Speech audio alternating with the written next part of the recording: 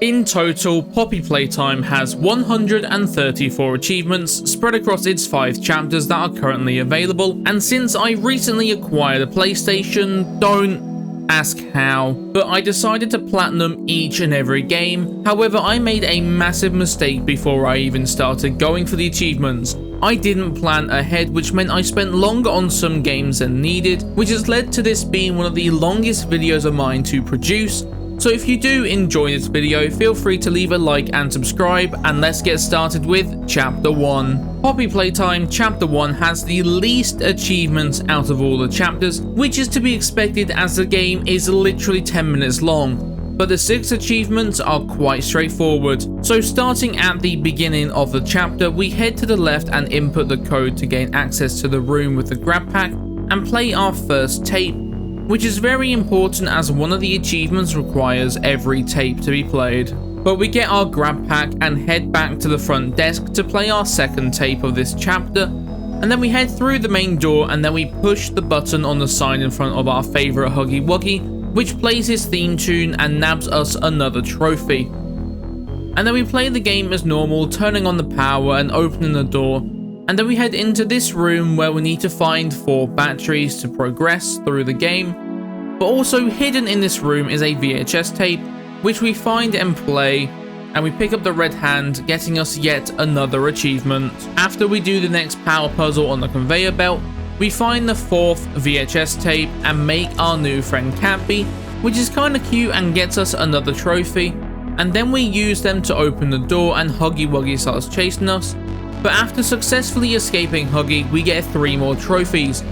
1 for escaping him, 1 for playing the final VHS tape, and the final one for beating the chapter. And that is all 6 achievements in Poppy Playtime Chapter 1, which wasn't too bad, but I did struggle to find a few VHS tapes. And if you noticed, there wasn't a platinum for this chapter. However, this is the only chapter like this. All the other chapters have platinums, and Chapter 1 is the only chapter I didn't have to replay multiple times for all of the achievements.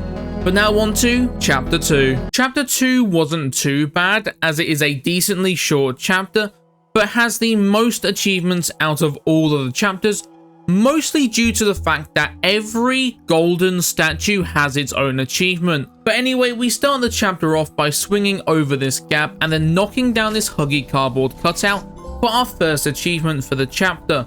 We then grab the key and head back to the office, where we find our first golden trophy for a quick achievement, and we find 2 other collectibles, a tape and a note. We then go through this vent and meet Poppy.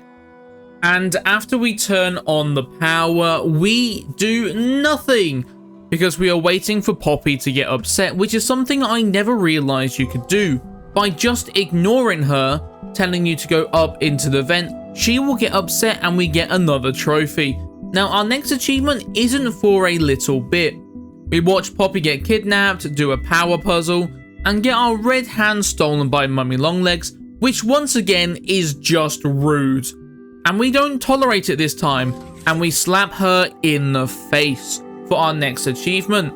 We also get another achievement for losing our red hand, and as we enter the game station, we drift off to the left to collect a train trophy for yet another achievement. And our next achievement in the run isn't until we make the green hand, where we pick up a tape and play it, and then we get the green hand trophy up here, and finally we pick up the freshly baked green hand for a total of 2 achievements in this room. Now onto musical memory, where there is yet another 2 achievements to grab here.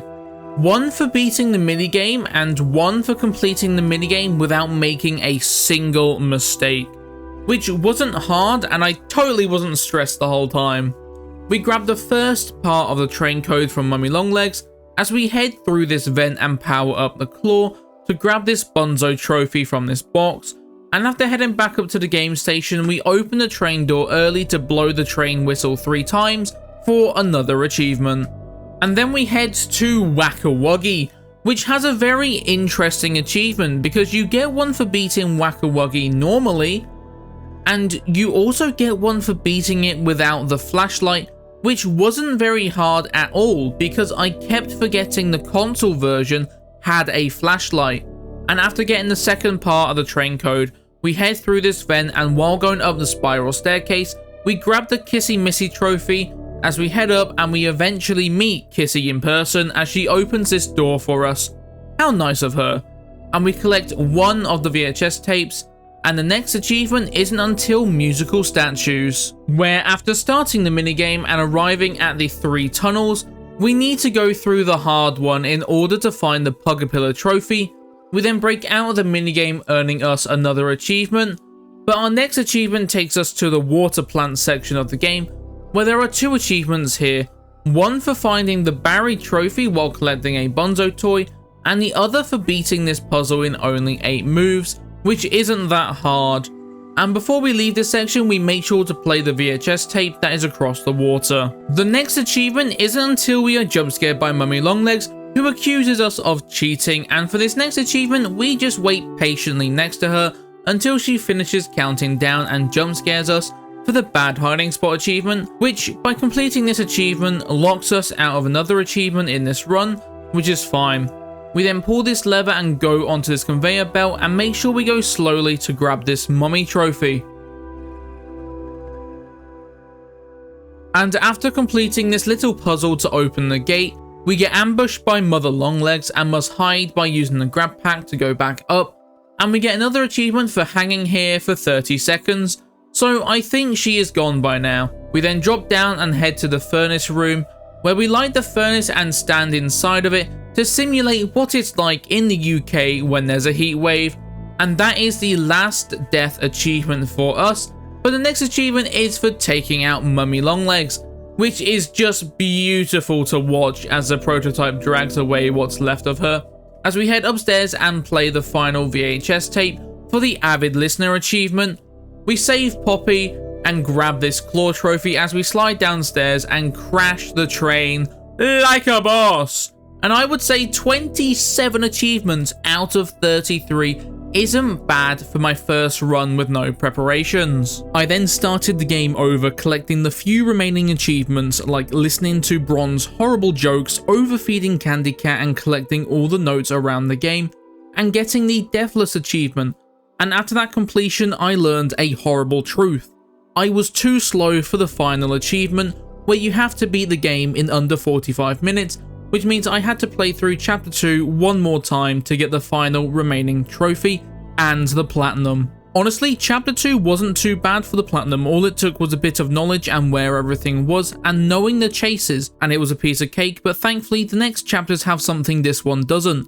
Save points. So let's begin with Chapter 3. So right off the bat with Chapter 3, if we do nothing, we get an achievement as we are crushed by the trash compactor, which immediately locks us out of the Deathless achievement, which doesn't really matter, and our next achievement isn't for a good amount of gameplay, as it is for entering Playcare, which is the main hub for this chapter, and immediately we run over to the counsellor's office to listen to a secret song made by CG5, and I must say Sleep Well is a pretty good song.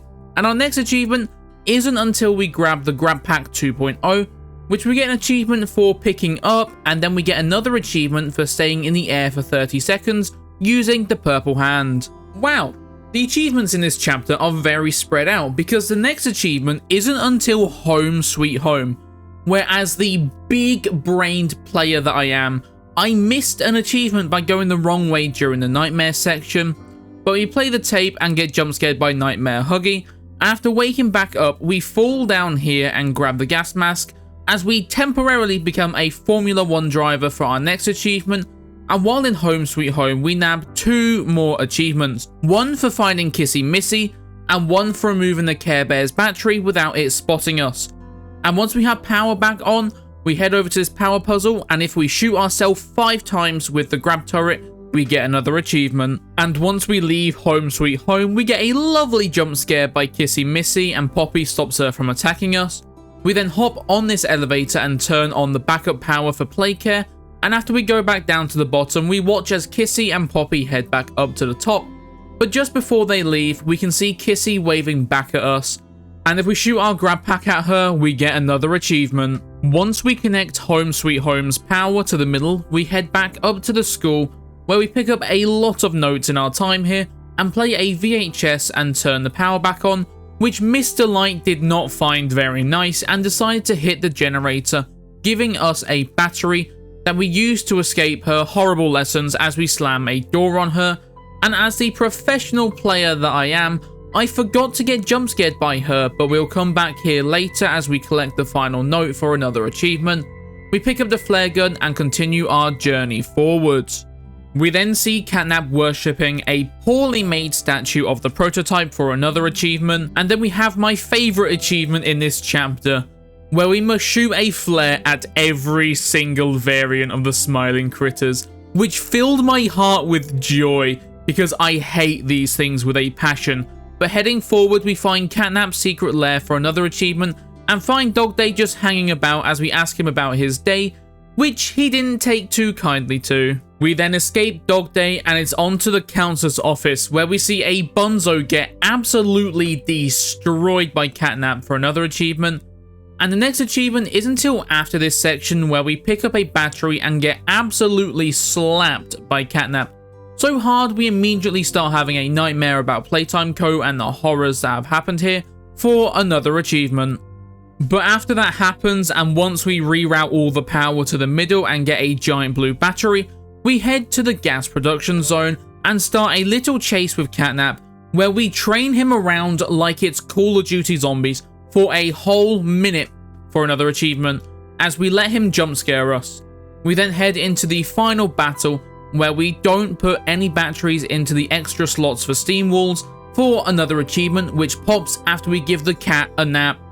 And we also get another achievement for taking him down. We reroute the red smoke and Poppy shows us the Hour of Joy as we descend into Chapter 4. But before we move on, I had to play through the game again to clean up the final achievements, where I experienced every jump scare and beat Mr. Light's chase in under 2 minutes, got scolded by Ollie for standing around after first entering Playcare, and then went the correct way during the nightmare sequence to get that achievement, then listened to all of the smiling critters' beautiful screams and watched every VHS tape, which only left us with 3 more achievements: Self-Restraint, Poppy's Angel, and the Platinum. Now, I'm going to be honest with you, I might have cheated the Self-Restraint achievement by becoming a wizard and flying with a barrel. I know, I'm sorry, but I was playing at 5 in the morning, but after I got that achievement, I started a new game and played through the whole thing and got the final achievement for beating the game without dying and got the Platinum achievement. Now, in my opinion, Chapter 3 was a tad bit easier to Platinum than Chapter 2 for one simple reason: save slots, which meant instead of having to replay the whole chapter to find one note, I could load a save and quickly pick it up.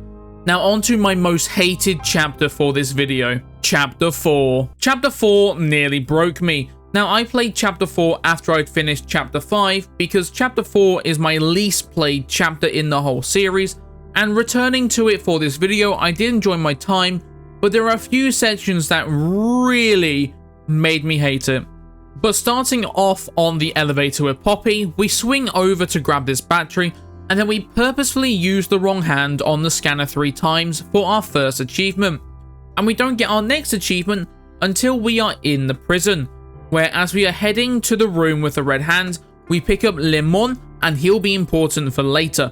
We then retrieve a new red hand, which gives us an achievement, and after surviving the horde of nightmare critters, we head upstairs to listen to all of Yarnaby's cardboard cutout quotes for an achievement. After entering the right code and opening the door to the next area, we scan our red hand to open another door and pass by some of our fellow employees who are working overtime as we steal their keycard to open the next area, where the doctor tries to gas us, but we quickly shut it off using a very handy valve that we can find, and then we enter a secret code to listen to Dowie's theme song for yet another achievement, and enter another code to break this window, which is mighty convenient. And in the next room, the doctor introduces us to the biggest pain this chapter has to offer, the humble Yarnaby.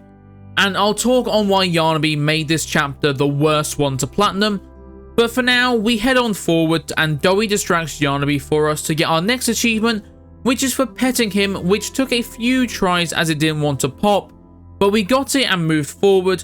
to where in the next room we listen to Pianosaurus for yet another achievement. And our next achievement isn't until Safe Haven, where there are quite a few. Starting with entering Safe Haven is 1, and then we score 3 goals on this cardboard cutout of Crafty Corn. We then find this box that isn't suspicious at all and shoot our flare gun at it to reveal a Dog Day who proceeds to jump scare us, which we deserve. We then plant Lemon into this pot to finish our rescue mission. We then pay our respects to the fallen toys at the tribute, and then we talk to Dowie, who has a little conversation about what we plan to do before we head to the sewers and eavesdrop on a conversation between Poppy and Dowie for another achievement.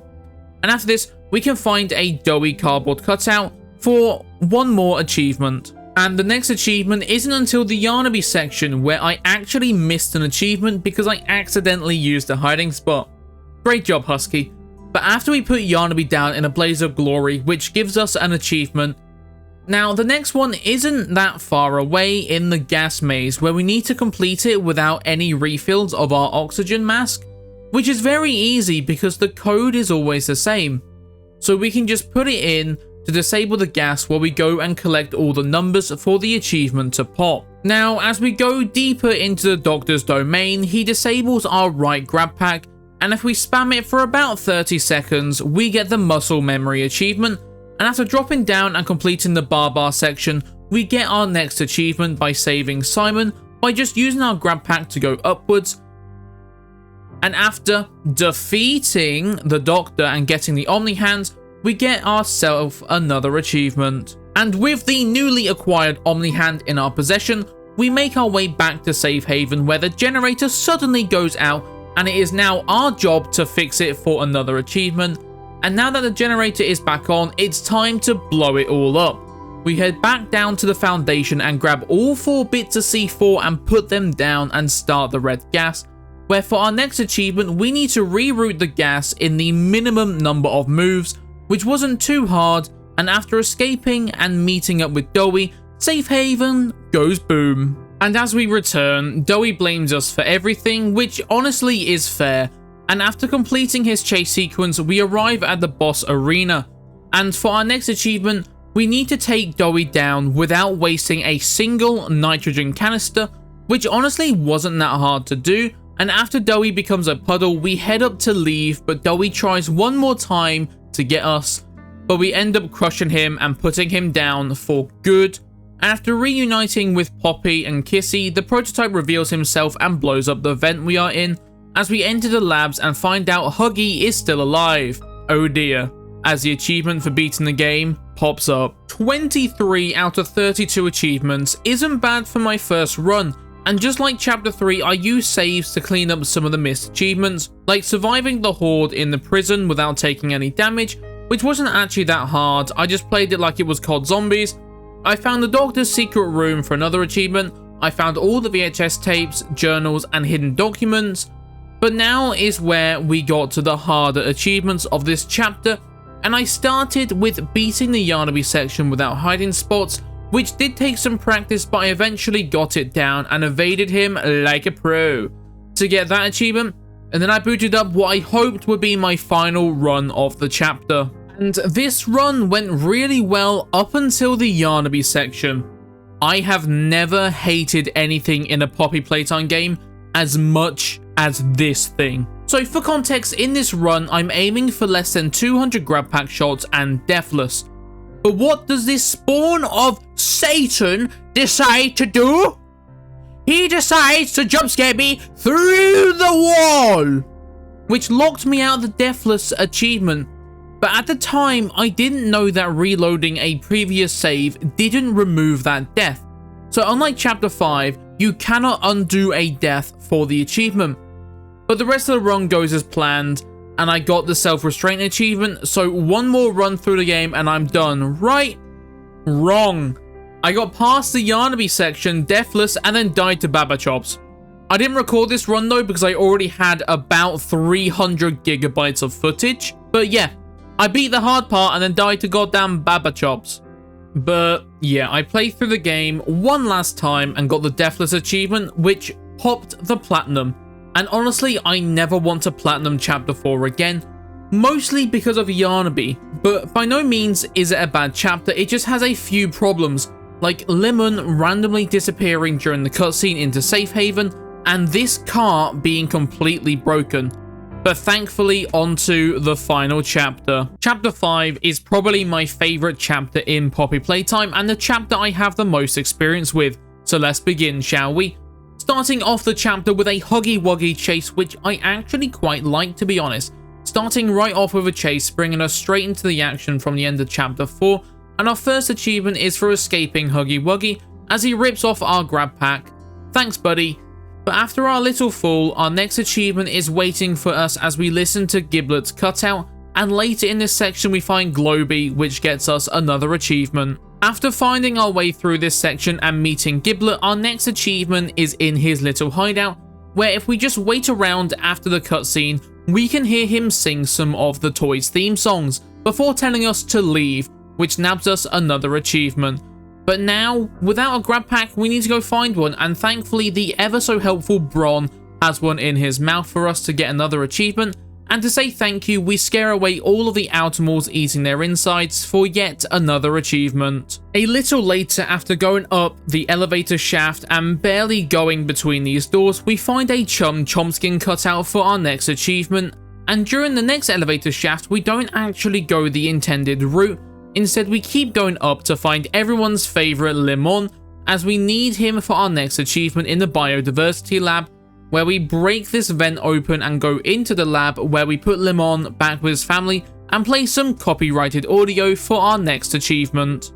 And while I've been playing through the chapter, I've been destroying cameras and scanners that I found for our next achievement, and after returning to Giblet with the files on the prototype, we have a little talk about actually taking him down for once when he suddenly appears nearby and Chomp puts us in his mouth, which leads us to the next section of the game, where we need to turn the power back on by dragging this battery over into the next room to unlock the new hand, which is basically just a better green hand, where once we turn the power on, we open this door and grab this golden coin, which we put on the pirate ship when finding one of Huggy's memories, which ties into our next achievement, which is for experiencing all of Huggy's memories.